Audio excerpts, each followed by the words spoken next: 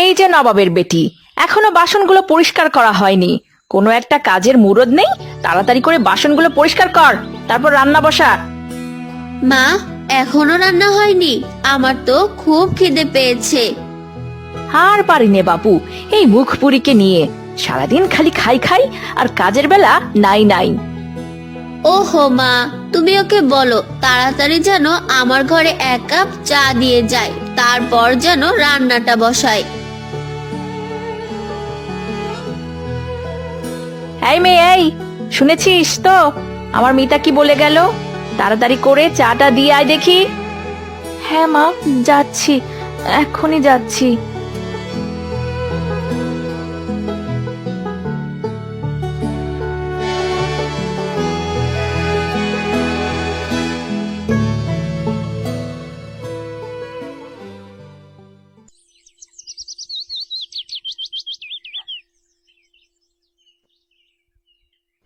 লতা বাসন মেজে মিতাকে চা দিয়ে রান্না বসালো।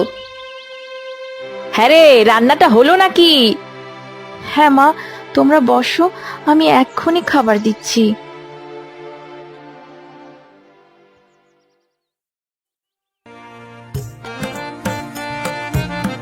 না মা না, আমাকে আর মাছ দিও না, আমার মাছ খেতে আর ভালো লাগছে না। মা, তোমাদের সাথে আমিও দুটো খেয়ে নি, আমারও যে খুব খিদে পেয়েছে। হো, সারাদিন শুধু খিদে খিদে আর খিদে।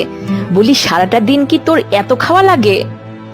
কি বলছো মা, সেই সকাল থেকে কিচ্ছুটি খাইনি, তোমরা তো কত কিছু খেলে। যত বড় মুখ না তত বড় কথা। আমরা খাই আর তোকে কি না খাইয়ে রাখি নাকি? অপয়া অলক্ষী একটা। যা, বাসনগুলো মেজে কাপড় ধুয়ে তারপর খাবি। খুব কথা বেড়েছে এই কুৎসিত মেয়েটার, আর সারাটা দিন না খাইয়ে রাখো, দেখবে ওর সব চ্যাটাং চ্যাটাং কথা বেরিয়ে যাবে। লতা কোনো কথা না বলে সেখান থেকে চলে গেল কলতলায় বাসন মাজতে।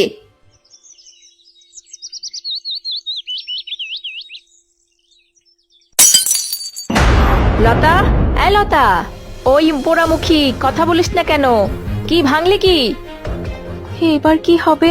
মা তো এবার আমার খুব বকবে। এই যে, এই অপয়া, কি ভাঙলি? এটা কি করলি? আমার এত শখের বাটিটা ভেঙে দিলি, মুখ পোড়া পেতনি একটা। বলি এই ঘুটে কুড়ানির মেয়ে, কাজের সময় মন কোথায় থাকে? এমনিতেই তোকে শুধু শুধু খাইয়ে এই বাড়িতে রেখেছি, তারপরেও একটার পরে একটা অলক্ষণে কাজ করেই যাস। আহা মা, লাগছে। মা গো, আমার চুলটা ছেড়ে দাও, খুব লাগছে মা, ছাড়ো আমায়। তোকে ছাড়বো? তোকে যদি আজ এই বাড়ি থেকে বের না করেছি তবে আমার নামও ময়না না।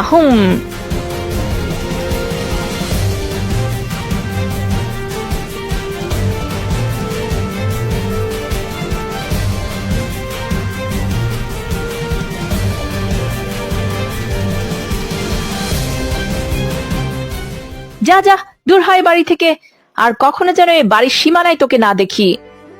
কোথায় যাব মা আমি? আমার যে যাবার আর কোনো জায়গা নেই। দরকার হলে রাস্তায় থাক, তাও যদি থাকতে না পারিস তবে মর। আপদটা আমায় জ্বালিয়ে মারলো।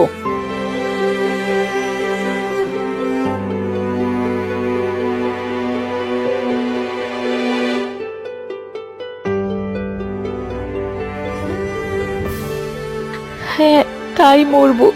ওই দূরে জঙ্গলে কোথাও চলে যাব, যেন বাঘে ভাল্লুকে আমাকে খেয়ে নেয়। লতা কাঁদতে কাঁদতে পথ চলতে লাগলো। সে পথ চলতে চলতে জঙ্গলের ভেতরের রাস্তায় চলে এলো।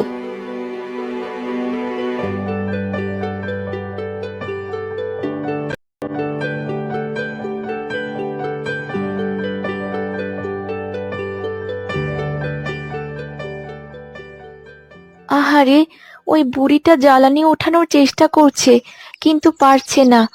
যাই, আমি গিয়ে তাকে একটু সাহায্য করি।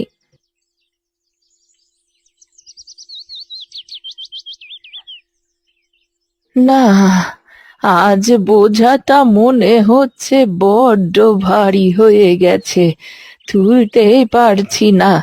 কি করে যে বাড়ি পর্যন্ত নিয়ে যাই। ঠাকুমা, ও ঠাকুমা, এত বড় জ্বালানির বোঝা কি তুমি নিতে পারবে? আজ মনে হচ্ছে বোঝাটা একটু বেশি ভারী হয়ে গেছে, উঠাতেই পারছি না রে মেয়ে।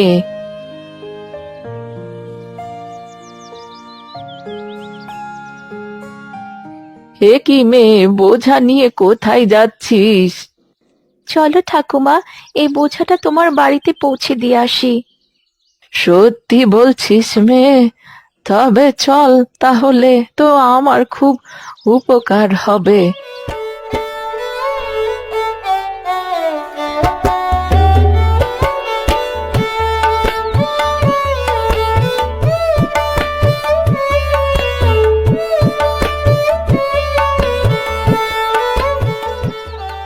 বুড়ি লতাকে তার বাড়িতে নিয়ে এলো। লতা তখন তার জ্বালানির বোঝাটা ঘরের সামনে নামিয়ে রাখলো।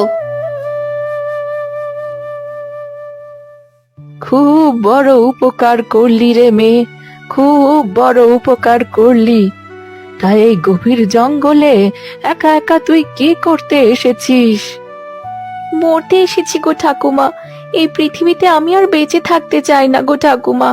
আমার আপন বলতে যে এই পৃথিবীতে কেউ নেই। আছে সৎ মা এবং বোন, কিন্তু তারাও আমায় দেখতে পারে না। আমি দেখতে কুৎসিত বলে সব সময় আমাকে উপহাস করে। আহারে, বস এখানে, মুখটা একেবারে শুকিয়ে চুপসে গেছে। আগে চারটে খেয়ে নে, তারপরে তোর সব কথা শুনবো। বুড়ি লতাকে খাবার দিয়ে পাশে বসলো। লতা তৃপ্তি সহকারে বুড়ির খাবারগুলো খেয়ে উঠল। আহ, কি শান্তি লাগলো। কতদিন পর আজ পেট ভরে দুটো খাবার খেলাম গো ঠাকুমা। ওরা আমাকে দিয়ে এত কাজ করায়, তবুও দিন শেষে না খাইয়ে রাখে। হ্যাঁ, এখন থেকে তোকে আর না খেয়ে থাকতে হবে না মেয়ে। এই নে, এই বালা দুটো তোর হাতে পরে নে। এ কি, তোমার হাতের বালা খুলে আমাকে দিচ্ছ কেন ঠাকুমা? না না, এই বালা আমি নিতে পারবো না। ঠাকুমা বলে ডেকেছিস, তোর জন্য আমি এতটুকু করতে পারবো না? নে, এটা কোনো সাধারণ বালা নয় রে মেয়ে, এটা একটা জাদুর বালা। যা যা, জাদুর বালা? হ্যাঁ, এখন থেকে তোর হাতের এই বালাকে তুই যা বলবি তোর সব কথা শুনবে। আমার বয়স হয়েছে বাপু, এসবের এখন আর আমার কোনো দরকার নেই। তুই এটা হাতে পরে নে মেয়ে।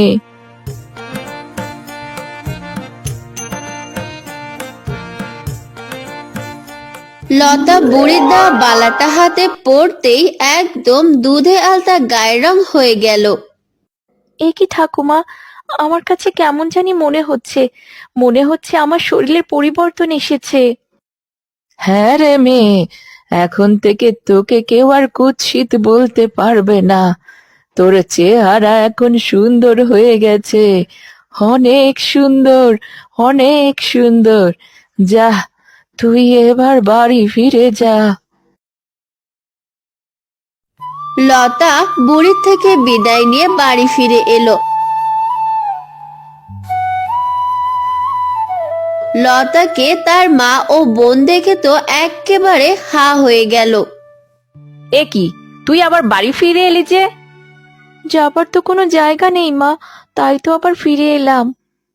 এ কি রে লতা, তুই এত সুন্দর হলি কিভাবে? সুন্দর হয়েছি? কই না তো বোন, আমি তো যেমন ছিলাম তেমনই আছি। বাড়িতে তো সব কাজ পড়ে আছে, আমি বরং সব কাজ গুছিয়ে দিই।